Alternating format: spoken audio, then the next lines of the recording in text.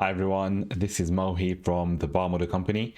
Welcome to another one of our videos. In this video, we're going to get into a question that we've been asked previously, and that is, when do we actually start the bar modeling process? And one that's even more in detail is, can we start the bar modeling process in the EYFS? So that's in reception for us rather than nursery.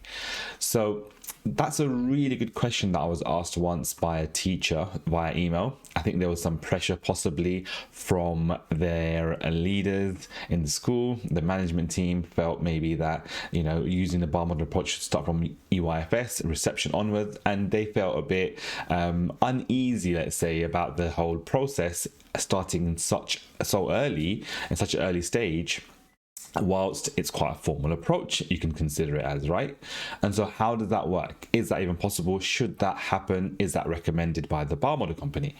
So what would say is yes and no. Okay, it sounds like an easy way out, right? Yes and no. So let's see what I mean by that. We would say yes, the bar modeling approach can be taught from EYFS in reception onwards, but we would also hold back teaching in a very formal way. So how does that look like in practice? Let's jump onto the iPad and figure out what that means. So formally, we would not recommend the bar model approach at all, okay, in EYFS, because it's too early and the children, we just go over the children. So how do we start this in EYFS then? How do we start this in reception class? Well, it's just the way we lay things out. It could be as simple as that. It could be the way we lay things out and also the resources that we use. So if we're using 10 frames, that's a really good approach to then move on to bar modeling approach formally, not in the EYFS, but in future years. And so what does that look like? So at first, you might have something like this.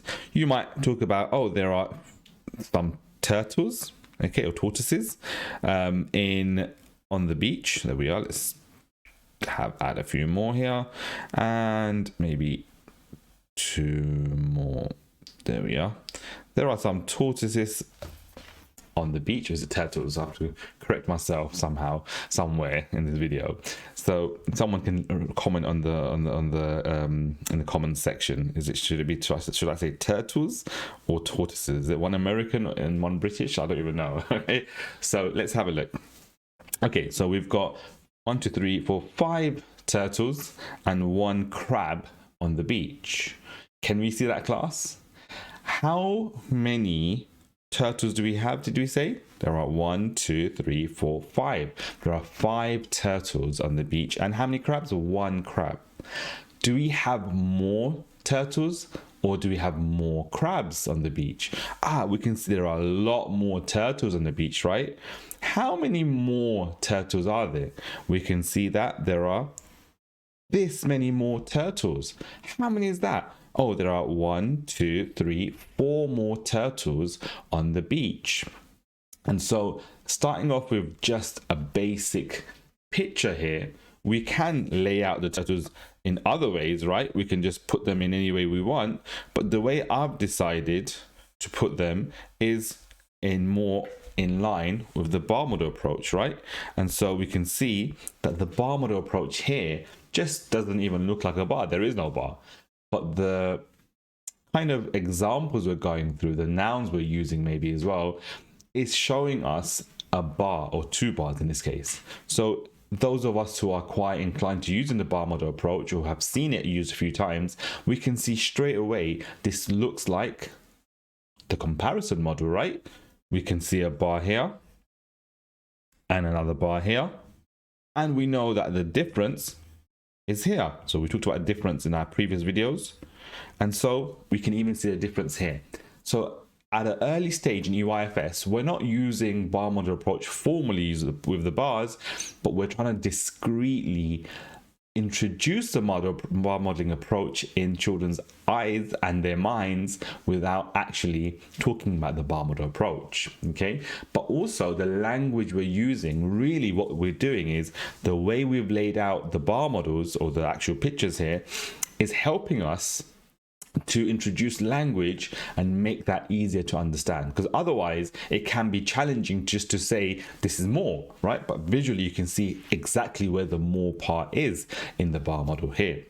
But more than that, actually, what we can look at beyond this is then thinking about the kind of resources we're using. So what resources are you using in class? A lot of us may use Numicons, for example, which are great. But one thing that is absolutely fantastic for us is the 10 frames. And so this is really a prerequisite of the bar modeling approach, which is 10 frames. I'm going to try to squeeze them in here without chopping them off. There we are. No cruelty to animals here. Right, so we can see a bar model. We can see a 10 frame here, and you can see that there are 5 on top, right, in the top row, and 5 on the bottom row. So the 10 frames introduces the concept of 10 at every stage. We always see 10. With Numicon, you don't always see the 10, right? We have to add another piece on to make a 10. But with 10 frames, whatever you put into 10 frames, you can always see the 10. And so here we can ask, how many animals are there on the beach? Oh, there are 5 here. 5. Add 1 more. 5 and 1 makes 6, right? 5 and 1 makes 6. How many more turtles do we need? Or not turtles, actually. How many more crabs do we need to have the same number of turtles and crabs? We need 1, 2, 3. We need 4 more crabs to make or to have the same number of turtles as crabs. That's great. How many do I need to make 10? Oh, we can say there's 6 at the moment. 6 add 4 equals 10, right?